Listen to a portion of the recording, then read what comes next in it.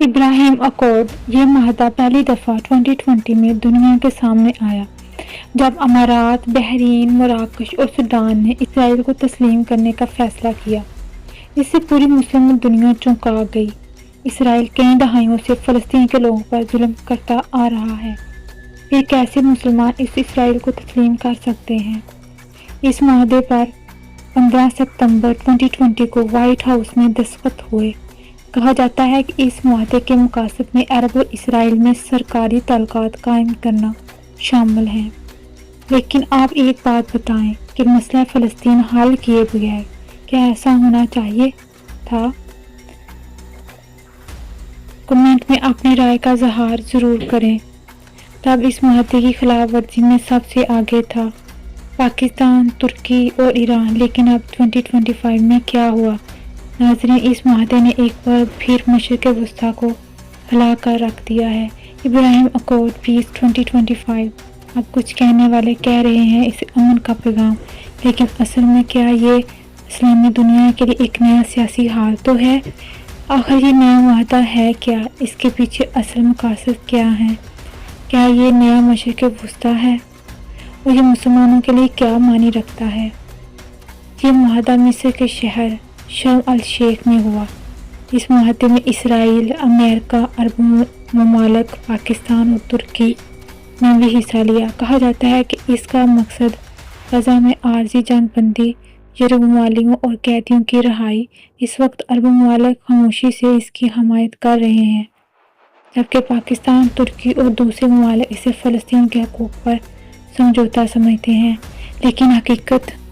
لیکن حقیقت یہی ہے کہ امن صرف اس وقت ممکن ہے جب انصاف ہو، اور انصاف تب ہی ہوگا جب فلسطین کو اس کا حق ملے گا۔ اب بات کرتے ہیں کہ کیا یہ نیا مشرق وسطیٰ ہے؟ نیا مشرق وسطیٰ کا مطلب ایک ایسا علاقہ جہاں اسرائیل مرکز میں اور عرب دنیا اس کے ارد گرد تعاون میں ہو۔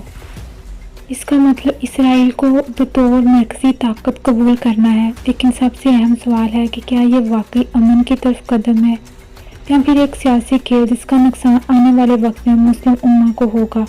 اپنی قیمتی رائے کا اظہار کمنٹ میں ضرور کیجیے گا۔ اب یہاں پر ایک اور اہم سوال ابھرتا ہے، آخرکار امریکہ یہ ایگریمنٹ کیوں چاہتا ہے؟ اس کو کیا فائدہ حاصل ہوگا؟ دوستو، بات بڑی گہری ہے۔ امریکہ چاہتا ہے کہ مڈل ایسٹ میں اس کا اثر قائم رہے۔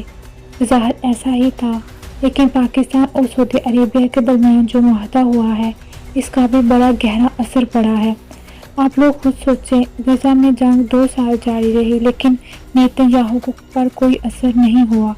جب اس نے قطر پر حملہ کیا، اس سے وہاں کے امیر نے معافی کا مطالبہ کیا، مگر اس نے انکار کیا۔ لیکن جیسے ہی پاکستان اور سعودی عربیہ کا معاہدہ ہوا، سب کچھ بدل گیا، معافی بھی مانگی گئی۔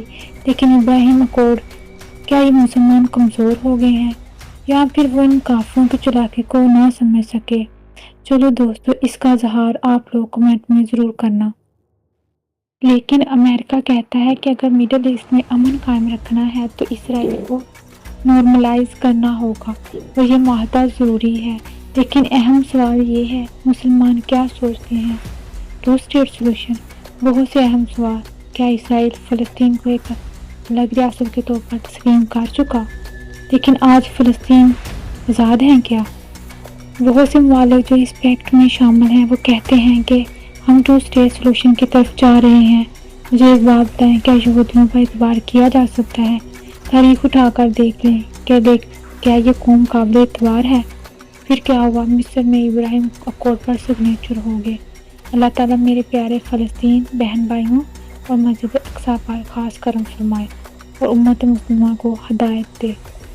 اپنی دعاؤں میں یاد رکھیے گا اور اپنی قیمتی رائے کا اظہار کمنٹس میں ضرور کریں۔ اگر میری ویڈیو پسند آئی ہو تو چینل کو سبسکرائب، ویڈیو کو لائک اور شیئر ضرور کیجیے گا۔